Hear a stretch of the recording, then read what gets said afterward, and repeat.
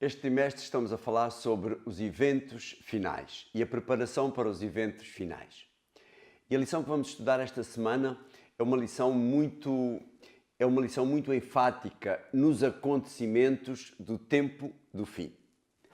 Jesus, certa vez falando com os seus discípulos, ele começou a explicar-lhes os acontecimentos que aconteceriam antes daquilo que para os discípulos seria o fim, mas ao mesmo tempo como que utilizando uma parábola, utilizou esses acontecimentos que estavam num futuro imediato para prefigurar os acontecimentos que aconteceriam muito mais à frente, neste caso concreto, nos nossos dias, e que seriam e que indicariam, portanto, a proximidade da sua vinda a esta terra.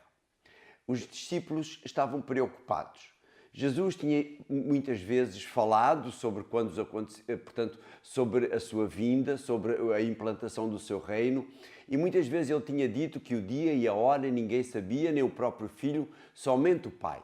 Mas os discípulos eram humanos, e como humanos que são, e como nós próprios, eles queriam saber exatamente quando é que estas coisas aconteceriam. Mas Jesus, que, conforme o próprio texto diz, que nem ele próprio sabia, mas somente o Pai, ele dá-lhes pistas para aquilo. E coloca aqui um paralelo entre dois acontecimentos. O primeiro, a destruição de Jerusalém. O segundo, a destruição depois que aconteceria no tempo em que Jesus voltasse.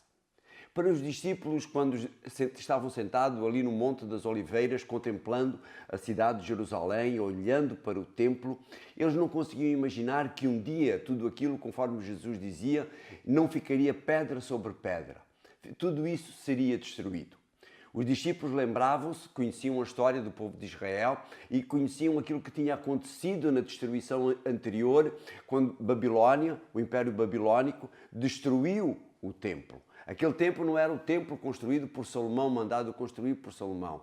Aquele era o chamado templo de Herodes. Era um templo já reconstruído, já tinha sido reconstruído uma outra vez, quando os judeus voltaram de Babilônia, e agora este templo está ali, magnificente, já tinha sofrido algum desgaste e agora estava novamente ali. E os discípulos olhavam para ele e não conseguiam de maneira nenhuma imaginar que aquilo um dia pudesse ser destruído.